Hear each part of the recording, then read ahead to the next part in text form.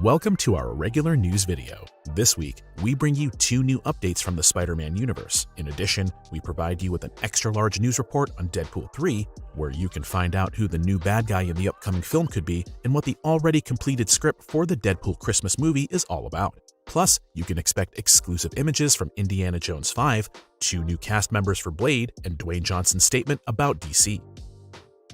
Only a few weeks ago, it was confirmed that Hugh Jackman would return as Wolverine in the upcoming Deadpool 3. Now that the initially gigantic hype is slowly dying down, there are already rumors about another well-known character that might show up.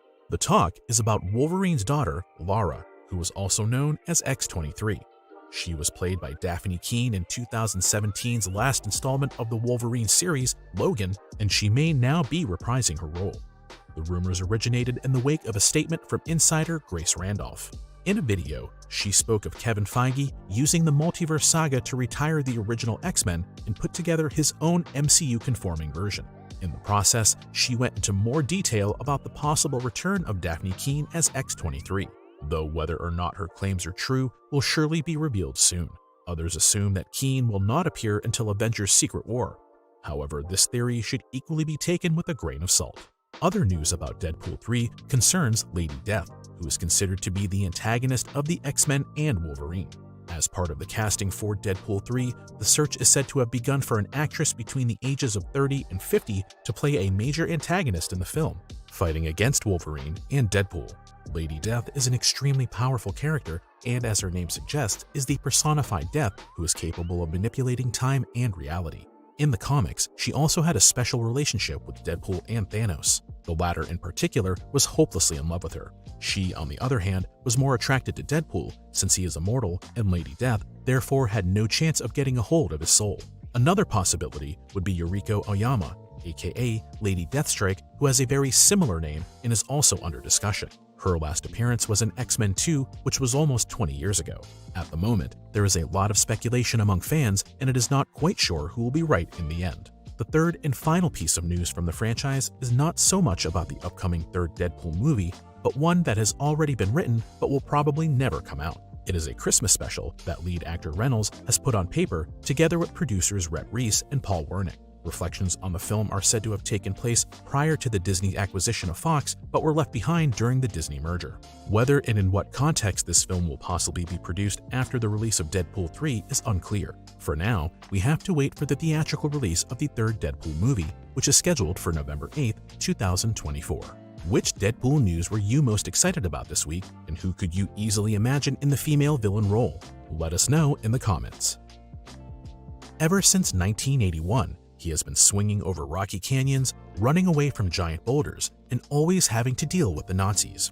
We're talking, of course, about Indiana Jones, who has become the world's most famous movie archaeologist in 4 feature films to date. Soon, the 5th and final film in the series will be released in movie theaters, and one wonders what figure the now 80-year-old Ford will cut in his often physically challenging role. A first public trailer was unfortunately not yet granted to the fan community. This week, however, Empire magazine provided a few exclusive images and further information about the upcoming blockbuster. The images show Indy and his stepdaughter, Mads Mikkelsen as a Nazi villain, as well as exclusive covers that will grace upcoming issues of Empire. Additionally, there were some exciting details about Indiana Jones 5. As you can already tell from the secret set shots, as well as Mads Mikkelsen's character, Indiana Jones will once again meet some Nazis. However, the film is actually set in 1969, and thus almost 25 years after the Third Reich. Thus, events from 1944 and the late 1960s will be combined, as director James Mangold confirmed to Empire. In addition, many ex-Nazis are involved as scientists in the so-called space race between the Soviet Union and the United States. Among them is Mads Mikkelsen's character, Baller, who, for all of his enthusiasm for space, has an agenda all his own. For the opening sequence, a kind of flashback to the Raiders of the Lost Ark times is planned, for which the main character is digitally rejuvenated. After last week's rumors, we were denied by director Mangold that the test screenings had gone very bad.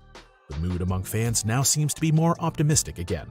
We are excited to see the cast around Harrison Ford as Indy, Phoebe Waller-Bridge as Helena, Mads Mikkelsen as Baller, and John Rhys-Davies as Sala. The trailer will probably be released within the next couple of days or weeks. Indiana Jones 5 is then scheduled to open in theaters on June 30th, 2023. Spider-Man Into the Spider-Verse creators Phil Lord and Chris Miller talked about their new animated film. The highly acclaimed animation style of the first installment was one of the main reasons for its huge success, so it comes as no surprise that Lord and Miller focused mainly on the visuals in their recent interview. It was stated that the sequel will use not just one, but 6 different animation styles. The audience is expected to experience real wow moments when switching between the animations, which are thematically adapted to the movie. Fittingly, there has now been a close-up of a character wearing the Spidey mask. Given the amount of new characters, it's impossible to say beyond a doubt whether it's Miles Morales or someone else. Up to now, confirmed characters include Spider-Man 2099, Gwen Stacy as Spider-Gwen, Jessica Drew as Spider-Woman, Spider-Punk, as well as the villain, Spot. The list will certainly become even longer. After all, there's still a bit of time until the theatrical release of Spider-Man Across the Spider-Verse on June 2nd, 2023. When Hollywood star Dwayne Johnson uploaded an almost 7-minute video on Wednesday, many asked themselves what important things the 50-year-old had to say. First, he praised his film, Black Adam, which is currently playing in theaters, and the fact that the Justice Society of America is now known to a wider audience thanks to him. However, this was followed above all by sharp words in the direction of former DC management. According to him, it was inexplicable and equally unforgivable that the studio did not bring back Henry Cavill as Superman earlier. Through years of persuasion, he said, he and Danny, as well as Hiram Garcia of his production company, $7, succeeded in bringing back Henry Cavill into the DC universe. One of Johnson's biggest rivals within DC was Walter Hamada, who was still the president of DC until a few weeks ago. Now that Hamada has moved on to Paramount Pictures, nothing stands in the way of a Man of Steel sequel with Cavill, due largely to Johnson's relentless efforts. Many fans will surely appreciate this, as Cavill is an absolute favorite among fans and shaped the character of Superman in a similar manner to Christopher Reeve in his early days as Clark Kent. We are definitely looking forward to the upcoming movie around Cavill's Superman and are looking forward to more updates. A release date has not been fixed yet. Filming of the upcoming Blade is not going very smoothly. Although Green Book star Mahershala Ali was found to be the right person to play the main character, the previous director, Bassam Tariq, left the production at the end of September. In the meantime, a lot of valuable time has passed. After all, the MCU film is scheduled to be released in September of 2024 and has long had its fixed date in the schedule of the MCU. The latter is not known for its flexibility, and even minor movie postponements can have a huge impact on other projects. That's why the search for a new director was in full swing in the past few weeks to ensure that a Blade movie is brought to the big screen for the first time in almost 25 years. As The Hollywood Reporter announced this week, 2 important positions have been filled. On the one hand, Lovecraft Country director Jan Demanji takes over the vacant position of director, while on the other hand, Colin and Black and White writer Michael Starbury has been found as the right person to rewrite the script. Starbury is to pen a completely new screenplay following rumors in the past that lead actor Ali was a staunch opponent of the previous script, which was a mere 90 pages long. Now that the people responsible for directing and writing the screenplay have been determined, the production pace will have to pick up quite a bit in order to stick to the release date without any issues. Filming is scheduled to begin in Atlanta during the course of next year, with a theatrical release date of September 6, 2024. It has been known since September of 2020 that Sony is working on several series for various Spider-Man characters, in addition to the cinematic expansion of the Sony Spider-Man universe. As was recently made known, the first series project is now being set in motion. It is titled Silk Spider Society and deals with the eponymous Marvel heroine Cindy Moon, aka Silk.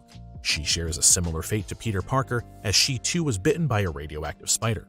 Likewise, she develops some spider-like superpowers and even has a very special connection to her male counterpart, Peter Parker, which will surely be addressed in the series.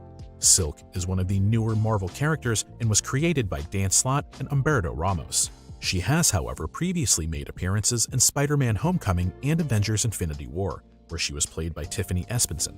It is not clear whether she will return to her role or whether they will recast the superheroine. The first of many Spider-Man spin-offs from Sony will be showrun by Angela Kang, who currently occupies the same position on The Walking Dead. The script was penned by Dash and Lily writer Lauren Moon, while the series will be produced by Spider-Man Across the Spider-Verse creators Phil Lord and Chris Miller. The series is expected to run in the United States on MGM+. Depending on how quickly further cast and crew signings progress, an early 2024 release date seems likely.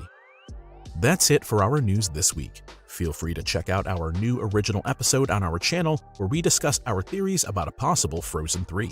Finally, we recommend you to watch the final trailer for Avatar: The Way of Water. We wish you happy watching. See you next time.